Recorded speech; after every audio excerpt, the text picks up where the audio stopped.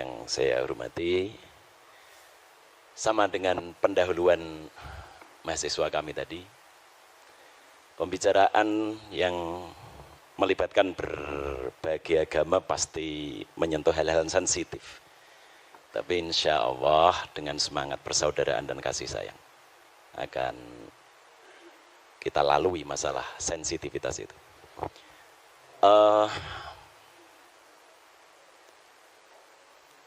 Injil Barnabas itu kan ditolak oleh komunitas Kristen. Saya ingin bertanya sebetulnya bagian mana yang menjadikan Injil Barnabas itu harus ditolak. Kalau kesalahan-kesalahan data kecil itu saya kira juga terjadi di dalam Injil-Injil yang lain. Misalnya when down padahal seharusnya when up misalnya. Saya kira itu kesalahan kecil yang tidak harus berimplikasi kepada satu stigma heretik. Mohon maaf, apakah mungkin penolakan terhadap Injil Barnabas itu sebetulnya karena ada indikasi yang menunjukkan Muhammad yang akan datang setelah Yesus. Kalau tadi disebut the admirable, itu mungkin istilah yang baru muncul di abad-abad pertengahan gitu ya. Tapi saya pernah membaca juga bahwa dengan makna yang sama tetapi dengan menggunakan kata Yunani, Muhammad itu juga disebutkan gitu, dalam Pharekrida atau apa saya lupa itu. Apakah benar asumsi saya itu? Yang kedua, apa sesungguhnya keberatan yang paling utama umat Kristiani sehingga tidak menerima Muhammad dan meyakini Muhammad sebagai nabi sebagaimana Yesus dan Musa alaihi wassalatu wassalam. Dan yang ketiga, terakhir, bagaimanakah sikap saudara-saudara Kristiani terhadap para hermeneut yang pada umumnya berangkat dari gereja, tetapi kemudian tampak sekali usaha mereka untuk membuat Bible diterima oleh modernitas. Banyak sekali yang berusaha menyuwun sewu, misalnya kalau tidak salah Emilio Betti, kemudian yang ingin tanda kutip menyelamatkan Bible dari irasionalitas begitu. Dan ini dari kalangan gereja sendiri. Misalnya banyak hal-hal yang mereka anggap mitologis sekali yang tidak mungkin bisa diterima oleh nalar modern. Sehingga harus ada upaya demitologisasi misalnya terhadap Bible itu. Nah, bagaimana? Apakah pandangan-pandangan para hermeneut yang kritis tersebut juga menjadi mainstream di dalam dalam pikiran para penganut Kristiani? Saya kira itu, mohon maaf, terima kasih. Untuk penanya yang ketiga, Assalamualaikum warahmatullahi wabarakatuh. Nama saya Bambang, tapi bukan Nursena, Pak. Jadi kalau kebetulan namanya sama, saya jadi jurusan ilmu Al-Quran dan Tafsir. Mungkin sudah ratusan, bahkan puluhan, bahkan ratusan kali saya mengikuti apa yang disampaikan oleh Pak Bambang. Karena memang saya sudah sering mengikuti apa yang disampaikan oleh Pak Bambang, sekitar 2 tahun lebih. Jelas yang saya tahu Pak Bambang ini adalah orang yang pernah belajar di Timur Tengah, apakah itu di Syria dan sebagainya. Dan ia pertama kali yang mengenalkan tentang kekristenan ortodok di Indonesia. Pertanyaan saya begini Pak Bambang, apakah tadi sudah disampaikan apa belum? Mohon maaf karena saya tadi agak telat, jadi baru beberapa menit yang lalu saya datang, mohon maaf. Jadi misalkan nanti tadi sudah disampaikan dengan rinci, ya mungkin bisa diulangi lagi karena saya baru tentang problematika Injil Barnabas ini. Jadi sesuatu sebagaimana yang disampaikan oleh Pak Dosen Agus tadi, bahwa ini ditolak karena apakah memang penolakan ini berdasarkan bahwa di dalamnya ada nubuat-nubuat tentang Muhammad. Yang kedua tentu bahwa sahabat-sahabat dari atau teman-teman dari kekristen menolak tentu berdasarkan siapa sebenarnya penulis ini. Tadi saya sudah ke teman-teman yang mungkin mendengarkan, dia mengatakan kata Pak Bambang pendeta siapa itu. Nah, begini Pak, tentang yang menulis Injil Barnabas ini sendiri, saya mendapatkan beberapa jawaban yang mohon maaf berbeda. Bahkan itu mohon maaf dari teman-teman Kristen itu sendiri. Pernah saya tanyakan ini siapa sebenarnya penulis Injil Barnabas, kenapa ini ditolak? Dia mengatakan bahwa yang menulis ini ada yang mengatakan salah seorang warga yang berkedudukan di Austria. Kemudian ada yang mengatakan bahwa ini ditulis oleh Mustafa de Arande, salah seorang Muslim yang ada di Spanyol. Pertanyaan saya, siapa sebenarnya penulis Injil Barnabas ini? Menurut Pak Bambang Rosena, dan tentu dengan didukung dengan bukti-bukti sejarah maupun bukti-bukti secara tertulis. Baik, Assalamualaikum warahmatullahi wabarakatuh. Iya, terima kasih.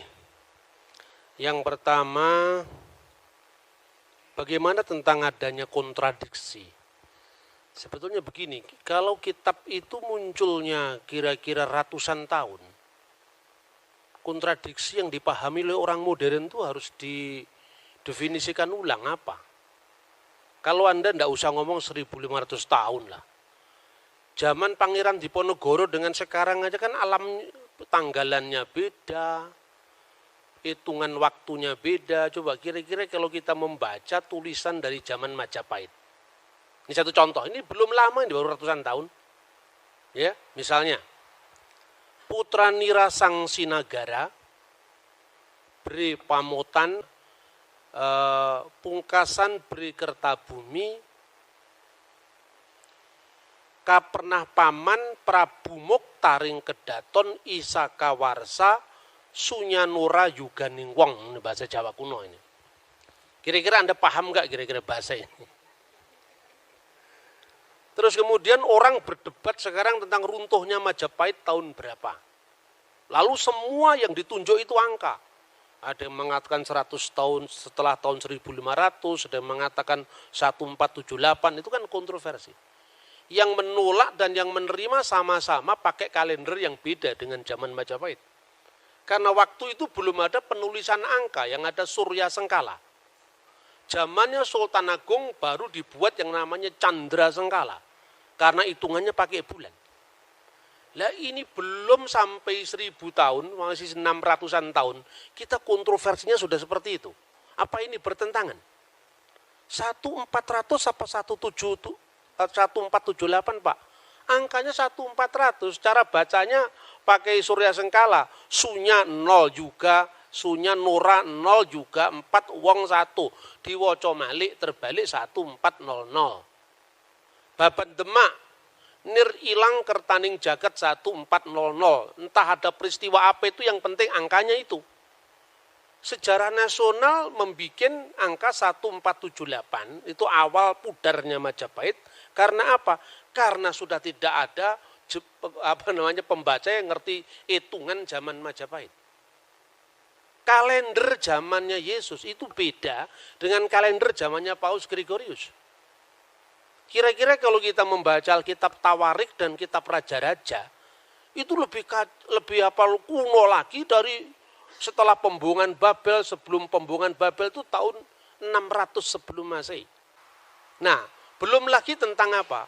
Beda-bedanya pertama sistem kalender.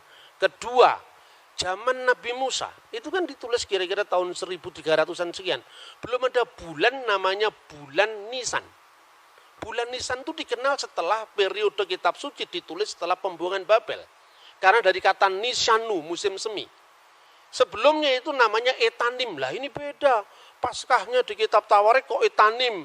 Di kitab nabi-nabi kok Nisan. Lah Etanim itu ya Nisan, sama Anda ngomong akad dengan minggu. Gitu loh kira-kira. Ini mudah sekali dijawab. Banyak orang yang kurang membaca aja yang mengatakan begitu. Karena apa? Kitab suci yang ditulis ribuan tahun yang lalu dipahami menurut logika zaman sekarang. Saya berikan contoh, jangankan kitab suci. Zaman kerajaan Sriwijaya aja beda kok. Belum lagi kompleksitas perjanjian baru. Karena di perjanjian baru, ketika gereja ada di Yerusalem, kalendernya pakai kalender Ibrani. Ketika gereja melangkah ke Antioquia, mulailah muncul gereja ortodoks Syria. Ke Mesir, mulai Koptik muncul. Kalendernya apa? Beda-beda lagi. Orang Koptik mulai kalender Anno Martiri dihitung melalui peredaran bintang Sirius. Tetapi orang Yerusalem kuno memakai kalender Ibrani yang disebut kalender seperti Islam, Anno Hijriah itu, pakai peredaran bulan. Ketika tanggal itu dikonversikan ke dalam teks yang lain, harus ada penyesuaian. Seorang lahir tanggal 27 bulan Julkaizah tahun 1383 misalnya. Ayo Masehnya berapa? Ngitung Natal, saya bisa hitung kepada Anda. Sampai detail saya bisa ngitung. Karena apa? Saya belajar kekristenan dari sumber aslinya, sumber primer. Saya tidak menafikan orang barat yang belajar kitab suci. Tetapi rata-rata yang mereka baca itu sumber sekunder. Jadi misalnya, Natal dituduh kelahiran Dewa Matahari. Lalu sedangkan Natal itu sudah ditentukan di Mesir tahun 189 kok. Kalender penyembahan Dewa Matahari baru tahun 274 zamannya Aurelius. Karena orang barat termasuk penulis entry Christmas di Britannica, Americana, tidak pernah baca buku Didaskalia Apostolorum yang pakai bahasa Koptik, bahasa Yunani, dan itu yang saya koleksi sampai hari ini. Nah makanya bagi saya, perbedaan informasi karena sistem kalender yang berbeda, angka tahun yang berbeda, itu persoalan sejarah, bukan persoalan ini. Kedua, visi teologis yang berbeda. Masing-masing penulis itu punya latar belakang yang mewarnai tulisannya. Karena di dalam pandangan Yahudi Kristen, yang namanya wahyu itu bukan sesuatu yang turun dari langit. Tetapi wahyu itu menyejarah. Taurat bicara dalam bahasa manusia, kata misalnya orang Yahudi. Kristen juga demikian. Setelah aku menyelidiki dengan seksama segala peristiwa yang terjadi di antara kita, dari saksi mata dan pelayan firman misalnya. Artinya di situ ada riset. Nah, sekarang ini definisi tentang wahyu aja kita belum sama kok. Kita mau menilai agama orang dari perspektif kita, itu loh kira-kira. Nah itu satu. Kedua, kenapa Injil Barnabas itu ditolak? Pertama, bukan karena isinya Muhammad atau tidak menerjemahkan aja orang Kristen kok. Islam kan tinggal enaknya sudah diterjemahkan. Kan jarang yang ngerti bahasa Itali. Yang ngerti bahasa Itali kan pastor-pastor Katolik. Sudah diterjemahkan tinggal baca. Kalau orang Kristen punya niat jahat, nggak perlu dong diterjemahkan. Ngapain diterjemahkan? Itu merugikan kita. Tapi karena semangat keilmuan kita terjemahkan. Sampai penerjemahnya di dalam bahasa Arab pun juga orang Kristen Koptik. Namanya adalah Khalil Sa'adah. Tetapi demi keilmuan dia memberikan contoh bahwa memang dalam konteks perjanjian baru itu misalnya ada persoalan-persoalan angka tahun, misalnya Yesus lahir zaman Kirenius atau tidak. Tetapi bangunan dasar seluruhnya betul ditemukan prasasti tentang kata iterum, bahwa dia yang kedua kali bertakhta. Tetapi soal Injil Barnabas ini parah sekali karena memang abad 16 dari abad pertama. Jadi bukan persoalan ada Muhammad atau ada tidak ada Muhammad, bukan, tapi karena semangat keilmuan. Lah memang Injil abad 16 masa mau dipakai? Sedangkan peristiwanya abad pertama. Sekarang gini, Anda percaya nggak proklamasi 17 Agustus tahun 1945? Percaya dari mana? Dokumennya ada Pak. Koran-koran dari zaman Jepang, Suara Asia, Arsip Nasional memang ada. Kemudian kira-kira ratusan tahun kemudian, orang mengatakan, loh kenapa informasi saya nggak diterima? Lah yang jelas kamu datang tiba-tiba dan punya nilai sejarah, bagaimana mau diterima? Nah soal admirable, itu bukan soal begitu.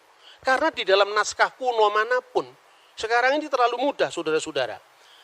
Ada teman-teman yang mengartikan Parakletos itu dengan Periklitos yang terpuji, admirable. Tidak ada naskah manapun yang eksis dari 5.780 naskah. Semuanya berbunyi sama. Hode parakletos tu penefma tu agion hupemsei, dan seterusnya. Seorang penghibur yaitu Roh Kudus. Dan penghibur ini dalam bahasa Yunani parakletos. Parakletos ini ditulis dengan huruf alfa, tidak ada huruf lain. Sebab kalau bahasa Ibrani kan seperti bahasa Arab. Ya ada jitir, bahasa Arab itu kan dibentuk dari 3 huruf ya, bahasa Ibrani namanya sores. Misalnya salum dari shin, lamit, mim, sama dengan bahasa Arab salam. Nah, kemudian di situ ada menjadi kata kerja baru, kata benda baru. Itu tergantung bagaimana pemakaiannya. Salam, muslim, taslim, itu kan satu akar kata. Tapi kalau bahasa Yunani nggak bisa. Parakletos ya parakletos, periklitos ya periklitos. Karena apa? Seperti bahasa Indonesia, cowek nggak bisa dibaca cuek. Nggak bisa dibaca cowok, ya cewek. Karena itu memang struktur bahasanya berbeda itu. Lah naskah kuno itu melestarikan kata parakletos itu dari kitab Ratapan. Kitab Ratapan menerjemahkan parakletos dari menahem. Menahemma dalam bahasa Aram.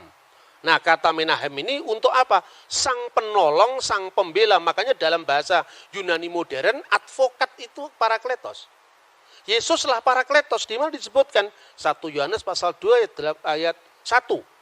Kalau kamu berdosa ada pembela antara kita dan Allah, ada parakletos, yaitu Yesus Kristus yang adil. Roh Kudus disebut alon parakleton. Parakletos yang lain, tapi kata alon itu menunjukkan satu dan berhubungan. Sementara kata uteros itu lain bertentangan. Misalnya, lo yihye Elohim akhirim alfanai. Jangan ada Elohim lain, ilah-ilah lain di hadapan hadiratku. Misalnya, di Kalok 10 perintah Allah. Itu disebut theoi uteroi. Ilah-ilah yang lain. Odeis theos uteros. Jangan ada ilah yang lain. Uteros itu lain bertentangan. Tapi alos atau alon itu yang lain tapi dalam hubungan. Karena Roh Kudus itu rohnya Allah atau hidup ilahi yang dalam diri Allah. Sementara Yesus itu adalah firman yang menjadi daging. Bukan Yesus yang disebut Tuhan itu kemanusiaannya itu bukan. Yang mati itu ya bukan Tuhan, manusia, maka dikatakan yang dibunuh dalam keadaan manusia. Seperti Quran turun ke dunia ada 2. Yang pertama yang kelihatan yang bisa diterjemahkan, bisa dibaca dengan lipatan bibir, gerakan lidah, kata Imam Al-Ghazali dalam Qawaidul Aqaid. Tetapi ada Lauhul Mahfud yang kekal. Yang kekal dan yang temporal. Begitu juga ketika firman menjadi manusia, ada dimensi kekal dan dimensi temporal, gitu lah. Dan itulah yang disebut alon parakletos dan alos parakletos. Seorang bapak gereja dari gereja Syria Timur namanya Timotius Al-Awal. Dia mengatakan, seorang Kristen boleh saja mengatakan Muhammad berada di jalan para nabi. Tapi kenapa kita tidak langsung mengatakan Muhammad itu nabi? Lah karena sudah tutup, tidak ada kesempatan lagi.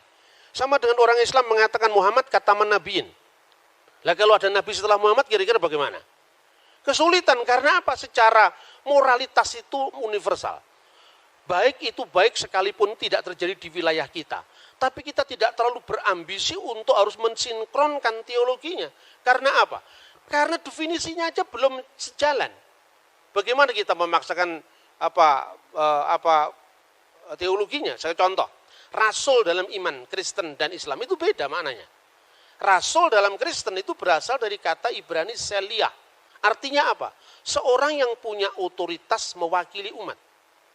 Jauh dari perbedaan seorang nabi menerima wahyu dan tidak wajib menyampaikan kepada umatnya, seorang rasul menerima wahyu wajib menyampaikan kepada umatnya. Dan definisi ini dibuat tahun berapa?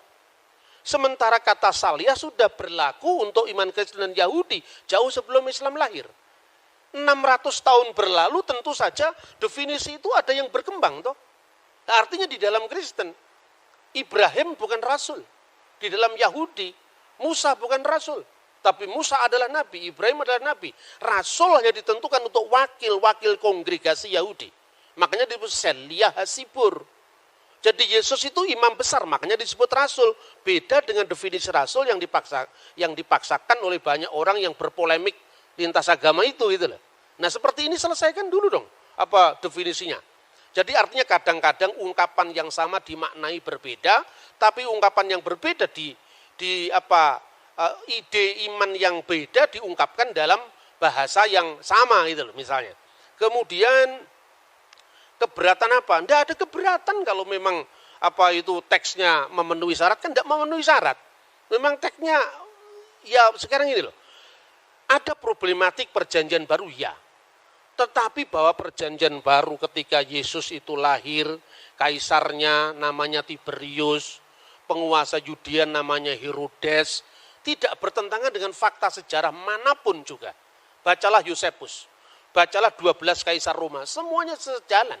Karena apa? Yang nulis memang orang yang sejalan. Yang menjadi wali negeri, Pontius Pilatus, itu katanya Injil Barnabas, ini bukan kesalahan kecil, ini kesalahan fatal. Karena apa? Pilatus itu baru menjadi wali negeri, itu pun sementara. Itu setelah pemecatan Herodes Archelaus. Jadi ketika Herodes Agung meninggal, itu kemudian ada 3 orang yang dipilih oleh Kaisar Roma, yaitu Archelaus, Antipas, dan Filipus. Karena Archelaus ini ambisinya terlalu tinggi untuk menguasai kota suci waktu itu, tanah Israel waktu itu, dipecat. Sensus yang pertama ditulis Injil Lukas masa Kirenius itu sensus Pax Romana, kesatuan Romawi. Sensus yang kedua juga ditulis di dalam Kisah Kira Rasul pasal 5, itu sensus untuk apa? Melacak sisa-sisa pengaruh kejahatan Archelaus. Dalam rangka menyelamatkan jajahannya Roma, maka kemudian Kaisar Tiberius mengangkat Pilatus, dan itu tidak hanya ditutup perjanjian baru. Untuk mengatakan seperti itu tidak usah dibaca perjanjian, tutup saja Injil. Baca Yosefus, itu clear sejarah itu. Lah Injil Barnabas satu pun nggak ada yang masuk itu. Bagaimana tahun Yobel dikatakan 100 tahun itu kebangetan itu. Ada orang yang masih membela dengan nada yang sangat sangat apologetik. Mungkin kata 100 itu karena kaburnya antara huruf L dengan huruf C. Kalau L itu hanya 50, terus ditulis itu C itu, dia aslinya di sini cento. Kan orang bisa lihat tuh aslinya. Makanya saya anjurkan untuk mahasiswa, belilah sumber primer.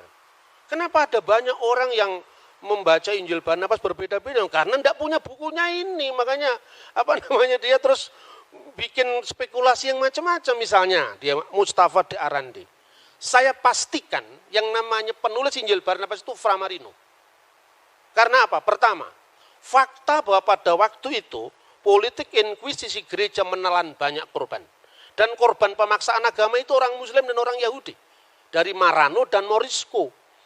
Kemungkinan yang namanya Framarino itu korban inkuisisi.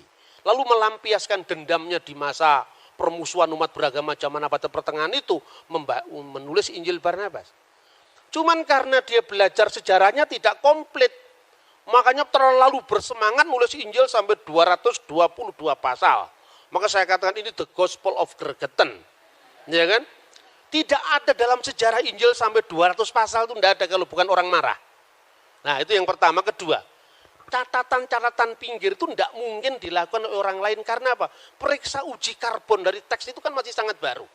Wong teks dari abad pertama aja bisa ditentukan. Misalnya Papyrus 52, itu yang dikenal John Ryland Papyrus. Isinya hampir separuh dari Injil Yohanes. Dulu abad lalu, orang baru periksa uji karbon itu baru menentukan abad. Sekarang udah ketinggalan. Teknologi terbaru, periksa uji karbon itu hanya bisa berjarak puluhan bahkan tahunan saja. Maka sekarang uji karbon terbaru, P52 itu asalnya dari tahun 115 Masehi. Yohanes anak Zebedius menulis Injilnya tahun 90. Karena menurut catatan Bapak Gereja kuno, misalnya Papias. Papias itu siapa? Muridnya Yohanes langsung. Polikarpus, muridnya Yohanes langsung. Kalau di Islam ini seperti tradisi sanad itu loh. Itu di gereja ortodok dipertahankan. Kenapa orang-orang Protestan itu tidak paham itu? Karena dia terlalu baru, zaman VOC baru muncul. Akibatnya apa? Karena kekurangan data primer tadi, dia melakukan eksperimen-eksperimen yang terlalu jauh mengambil kesimpulan. Misalnya Natal, perayaan Dewa Matahari itu baru dipersoalkan tahun berapa? Tahun 1700 sekian itu, zamannya Paul Ernest Jablonski. Terus kemudian diikuti oleh orang Katolik dan dibenedikkan. Karena apa? Mentalitas orang Katolik itu minder sama Protestan. Nah itu loh kira-kira. Itu bisa dilacak dengan sumber-sumber primer langsung. Kemudian bagaimana sikap saudara Kristen terhadap para seket gereja yang mengatakan bahwa ternyata Bible tidak tahan dengan teks-teks modern itu suara abad lalu itu. Sekarang udah ketinggalan kereta. Sekarang kenapa saya bilang begitu? Sekarang gini, jujur saja lah. Penemuan arkeologi itu dari mana awalnya? Dari gereja. Penemuan arkeologi Timur Tengah itu diawali dari namanya Rosetta Stone. Tahun 1795 itu dimulai ketika Napoleon Bonaparte menduduki tanah Mesir. Lalu salah seorang tentaranya menemukan satu batu tertulis dalam 3 bahasa, yaitu bahasa hieroglif, bahasa Mesir kuno yang dipakai pada zaman para Fir'aun. Kemudian bahasa demotik, bahasa Mesir kuno dipakai di antara demos, rakyat, dan bahasa Yunani. Adalah seorang Perancis Katolik, di agamanya masih muda, umur belasan tahun, sudah menguasai 4 bahasa kuno. Ibrani, Yunani, Latin, Aramaik. Ketika dia mendapat pengumuman dari zaman Napoleon, siapa yang mau ikut ekspedisi arkeologi ke Mesir? Dia datang. Bingung waktu di Mesir. Apa yang dia lakukan? Dia tanya, komunitas terkuno dari gereja ini, dari Mesir ini apa? Islam bukan, baru abad ke-7. Kristen Ortodok Yunani juga tidak. Kristen Koptik Ortodok. Nah, untuk dia bisa komunikasi dengan orang setempat, dia pakai bahasa Arab. Lalu masuk gereja, bingung dia. Wah, ini ada liturginya kok selain bahasa Arab, ada bahasa Yunani, ada bahasa Mesir kuno. Tetapi ketika nama-nama dewa itu diganti dengan nama Yunani, misalnya Theos, Agios, Theos, Agios, Iskiros, Agios, Thanatos, diterjemahkan pakai bahasa Arab. Kudusullah, Kudusul Qawi, Kudusul Ladzi la yamut, irhamna. Al-Masdulil Abi Walibni Warahil Kudus Al-Ana wa Kulhainin wa ila Dahri Dahirin Amin. Ini enggak ada Islamnya. Ini Kristen asli ini.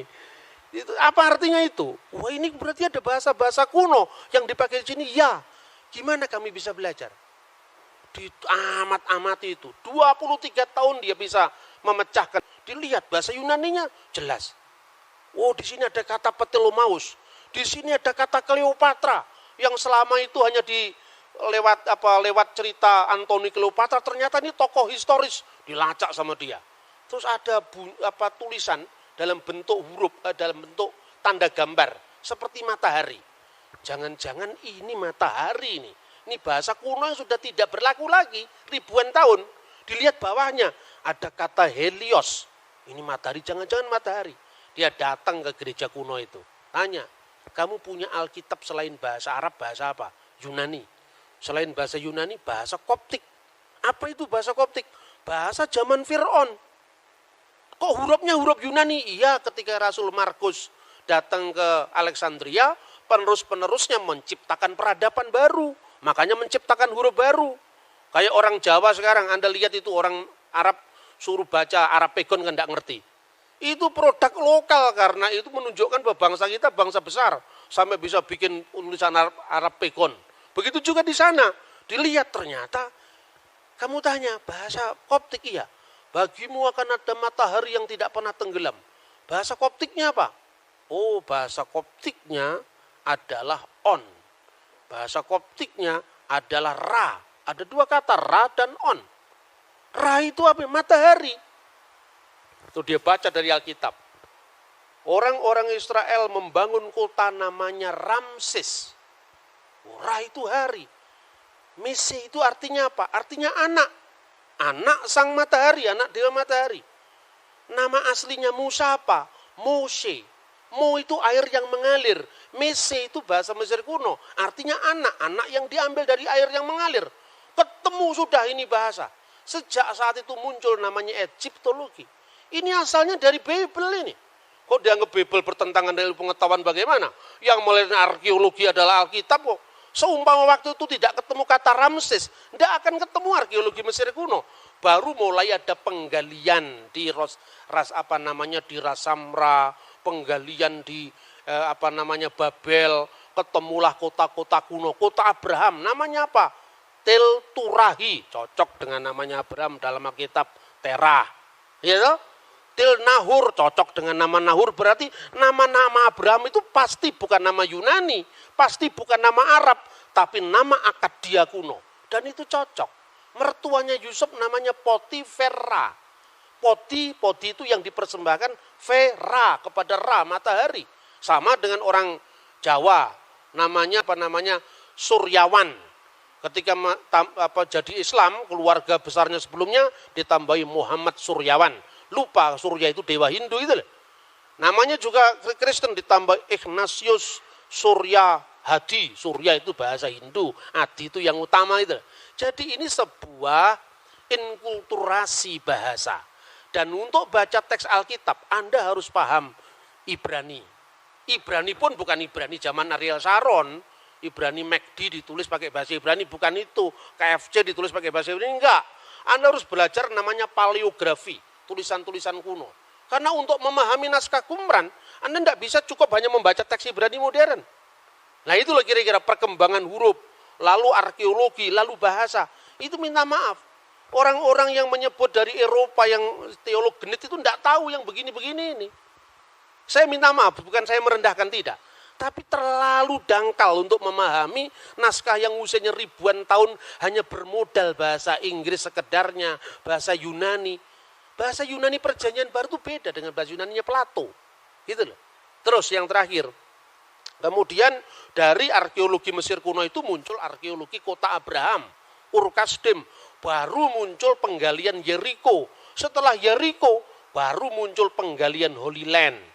Pada saat para teolog yang meragukan bahwa teks-teks itu hanya bersifat simbolik, itu muncul sebelum era penemuan arkeologi. Satu contoh misalnya, seorang meragukan apakah dalam Perjanjian Baru ada ungkapan 5 serambi dalam kolam Siloam.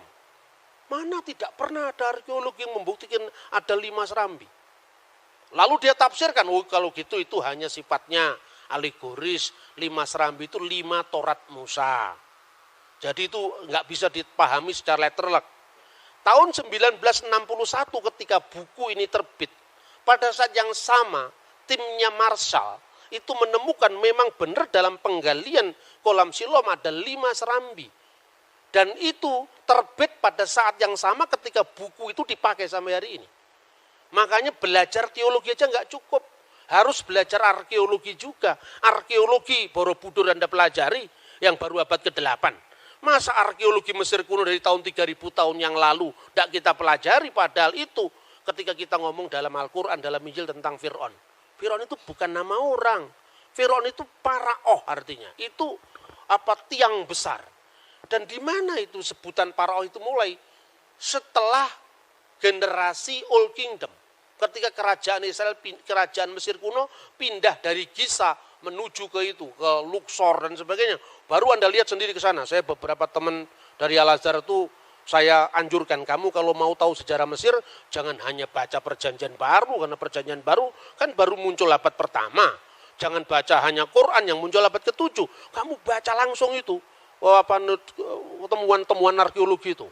Nah, sebagai seorang ilmuwan, ketika Anda belajar arkeologi itu, tutup dulu kitabmu, Bibelmu. Supaya apa? Supaya kita bisa netral, jangan kita dipenjara karena teks. Karena teks itu membimbing kita, oke lah kalau secara hidayah silahkan.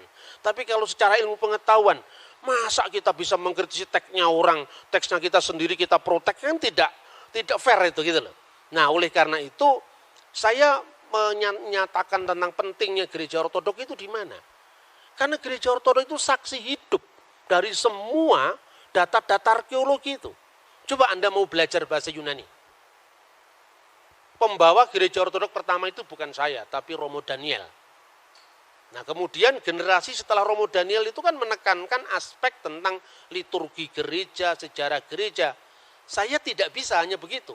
Karena apa? Ketika saya masuk dalam salah satu gereja ortodok saja, berarti saya menutup akses informasi saya untuk ortodok yang lain. Makanya saya memperkenalkan kajian Syriak, kajian Koptik dalam konteks ini. Anda mau tahu bahasanya Yesus? Sampai sekarang Alkitab Pesita masih ada, bahasa Suryani. Dipakai tidak hanya sebagai bahasa liturgi, tapi bahasa sehari-hari. Di Maklula, Said Naya di Syria. Anda mau pakai bahasanya Pontius Pilatus, bahasa abad pertama, masih dipakai teks suci Perjanjian Baru. Anda mau cari bahasanya Nabi Musa, masih dipakai dalam kitab Taurat. Anda mau cari bahasanya Fir'aun, jejak-jejaknya dijumpai dalam kitab Ibrani. Misalnya, nama Asnat itu kekasih Nait. Nait itu dewa kuno zamannya Yusuf. Yusuf ketika menjadi Perdana Menteri, nama Yusuf itu kan nama Ibrani, Yosef. Ketika di Mesir mendapatkan nama baru. Apa itu? Safnah Paneah. Di situ kunci hidup. Hidup, makanya Akhenaton, Aton yang hidup. Nah ini nggak cukup hanya bisa ditelaah dari bahasa Arab yang terlalu baru untuk itu. Tidak cukup diambil dari bahasa Yunani, perjanjian baru yang konteksnya terlalu jauh. Harus diambil dari teks langsung yang melestarikan bahasa Koptik. Yaitu apa? Gereja Ortodok Koptik. Ini ada di Mesir, tidak ada di Syria. Makanya saya tidak kerasanan kalau hanya di satu tempat. Saya mau passing over dari semua tradisi keagamaan. Soal kemudian saya coming back kepada agama saya sendiri. Karena saya harus punya rumah supaya kalau mati ada yang mengubur. Kan itu saja sebetulnya. Tapi konteksnya apa? Konteksnya bahwa orang beragama itu jangan taklid buta itu loh. Kita mesti melihat problematik masing-masing teks itu. Dalam semua apa yang saya katakan, Injil Barnabas sama sekali tidak masuk dalam hitungan itu. Karena apa? Terlalu baru. Sama dengan Anda membahas zamannya Patih Gajah Mada abad ke-13 berdasarkan naskah Melayu, itu pun bukan bahasa Jawa, tapi bahasa Thailand itu loh. Lah bahasa Italia aja belum ada kok. Jadi perjanjian baru itu bukan sewenang-wenang ini yang cocok dengan iman Kristen diambil, yang tidak cocok dibuang. Tidak seperti itu. Makanya apokrif atau kanonik dalam gereja Ortodok itu tidak serikit dalam gereja Protestan. Gereja Protestan itu kan sudah mewarisi teks yang sudah tertutup gitu loh. Lalu di gereja Ortodok kan tidak, misalnya kisah tentang Bunda Maria dipelihara di Bait Allah oleh Zakaria. Yang itu ada di dalam Quran, ya kan? Tetapi dalam Alkitab kan sebenarnya tidak ada, implisit ada, tapi tidak ada. Itu ada dalam dokumen gereja Synaxarion yang diabadikan dalam buku yang namanya Protevangelium Yakobi. Bagi orang gereja Ortodok tertentu, ini kitab apokrif, ya. Tapi karena kitab apokrif ini ditulisnya paling dekat dengan peristiwa, tidak peduli, diambil. Diambil untuk apa? Mengisi kekosongan sejarah. Tapi normanya tetap yang kanonik gitu loh. Jadi apokrif kanonik itu bukan sesuatu yang batas hitam putih, enggak. Apalagi kalau hanya sekedar ini menguntungkan iman itu, tidak ada pertimbangan semacam itu. Contoh lain misalnya, di dalam ajaran Katolik dan Ortodok sebetulnya kitab yang disebut dengan Biblia Hebraika itu kan sebetulnya warisan dari Yahudi Yamnia. Setelah gereja kuno dikutuk sama orang Yahudi lewat konsili lokal yang mengatakan terkutuklah orang-orang Nasrani maksudnya, itu orang Kristen. Hendaklah nama mereka tercabut dari kitab kehidupan, itu tahun 90 Masehi. Dokumennya dinamakan Birkat Haminim, itu tahun 90 Masehi. Gaung daripada pengutukan itu adalah apa? Orang-orang Yahudi mulai menolak Septuaginta. Karena dalam Septuaginta ada bukti keperawanan Maria, di mana kata Parthenos itu artinya tidak sekedar perempuan muda yang bisa perawan atau tidak, tapi harus berarti perawan. Nah, kemudian karena gaung penolakan itu, orang-orang Yahudi menolak teks-teks yang disebut Septuaginta tadi. Tetapi penolakan orang Yahudi terhadap Septuaginta itu juga tidak sedikit gereja modern. Buktinya apa?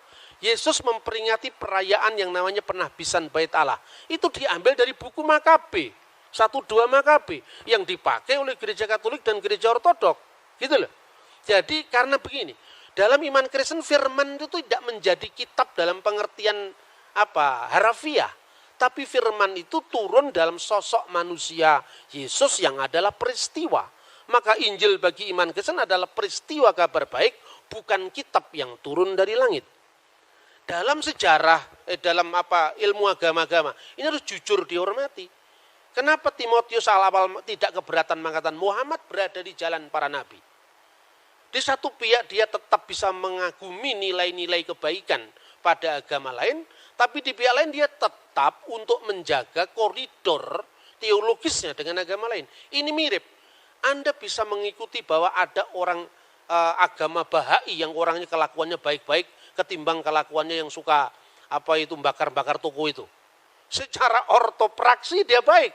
Tapi kan kitabnya kitab setelah Al-Quran, Pak. Nabinya juga Muhammad Ba'ullah. Itu sudah tutup, Pak, pewahyuan kita. Namanya katamu Nabi Muhammad.